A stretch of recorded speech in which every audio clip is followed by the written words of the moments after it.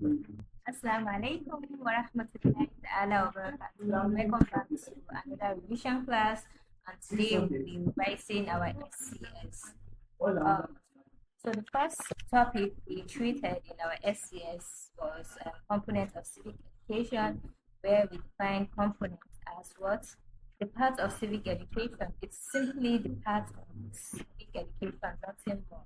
Now, the components of civic education, we have so many of them, but in our class, we only looked at 6. The first one is rights and responsibility, then freedom of the citizens, democratic practices, academic freedom, fulfillment of talent, and community values.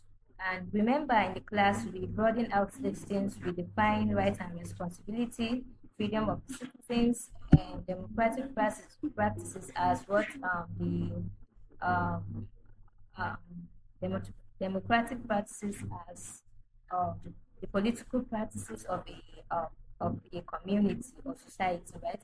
And the academic freedom, we said, is what the rights of every citizen to seek education of any kind and without any barrier. And then we discussed the fulfillment of talent, that civic education helps citizens or people to find out what they can do and how to improve that skill.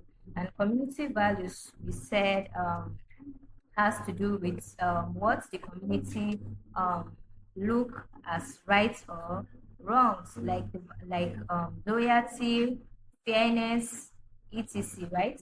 And then we discuss dimensions of civic education.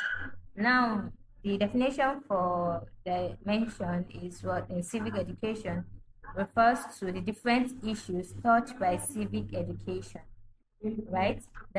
Now we listed some dimensions of civic education. Also, the ones we listed in the class are not just them. We have so many of them, but we only listed 5 as well, right? First, we did political dimension, then we did legal dimension, social dimension, economic dimension, and cultural dimension. Now, on the first one, the political dimension has to do with what? The political practices like the elections, the balloting, stuff like that. I explained to you that a governor does not just become a governor, he has to go through series of procedures, right? And then we discussed the legal dimension where we said it has to do with what the rules and regulations guiding a particular society.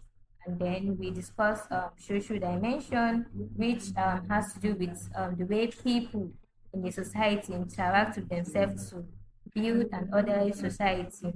And then we discussed the economic dimension, which has to do with the consumption and production of goods and services for the economic development or benefits of the society. And then we discuss dimensions, which has to do cultural dimensions, which has to do with the culture of various groups of people in Nigeria, because in Nigeria we have many kinds of people, isn't it? So we said it has to do with the culture of people, and we know that culture is the way of life of people, and elements of cultures are dance, language, food, dressing, etc. Next, we treated national identity, and we define national identity as accepting and belonging to a country by identifying with its goals and aspiration, right? It means once you've identified that you are from a particular nation, then you must support that nation to make progress, isn't it? And then we looked at the elements of national identity, where we listed about 5 of them, right? The first one is national anthem and national pledge, citizenship of the nation, payment of taxes, rates, and levies, respecting other people's culture, and respecting the national symbols. Now, like I told you in the class, the respecting of the national symbol is a different topic on its own. We discussed that while we are reciting the first one, while we are reciting the national pledge and singing the national anthem, we must show respect, like ultimate respect during the recitation and singing of national anthem. And then we said in order for you to be termed as a citizen of a nation, you must be born by, like in the case of Nigeria, you must be born in Nigeria by Nigerian parents, isn't it? And then the third one is payment of taxes, rates, and levies. Those taxes, like I told you, is monies that you pay from businesses. Like nobody's going to ask you to pay taxes at your age. And even myself, I'm not paying taxes. But those taxes, when you grow up and you have to pay taxes, just know that those monies that you're paying are used assist the government to provide services like electricity, hospitals, and roads. And then we discuss respecting other people's culture, where we said that regardless of a person's culture, we should always treat him as a human being, right? We shouldn't show any tribalism, like because we don't speak the same language, then you are less of a person, isn't it? Next, we discuss the national symbol. We define the national symbols as objects, people, or events that represents the entire nation or country, right? And then we gave examples of national symbols: the national flag, coats of arms, national anthem and pledge, the Nigerian currency, and the constitution, right? And we said that national symbols can also be people, people or leaders like the president of Nigeria, the vice president, and traditional rulers, etc. Next, we did the description of the Nigerian flag, where we said the Nigerian flag has three vertical stripes. That is just that green, white, green. That's three, right? So the white in the middle stands for peace. It stands for unity amongst the people of Nigeria. Then we have the green on the right and the left side of the flag, which stands for agriculture. Now, this flag was designed by Taiwo Akunkumi. I know you know that, right? So that brings us to our last topic, which is description of the national coat of arms.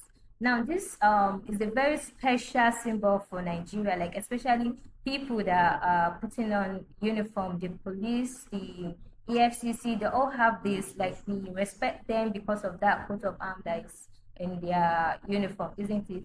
So in the coat of arms, I'm sorry I don't have the picture here, but I know you have seen the coat of arms before. So there is, if you are looking at it right now, or when you look at it later, there is black shade, which represents the fertile soil of Nigeria. Yes, Nigeria soil, we are good producers of good crops, and then we have oil, isn't it? I know you've heard of that.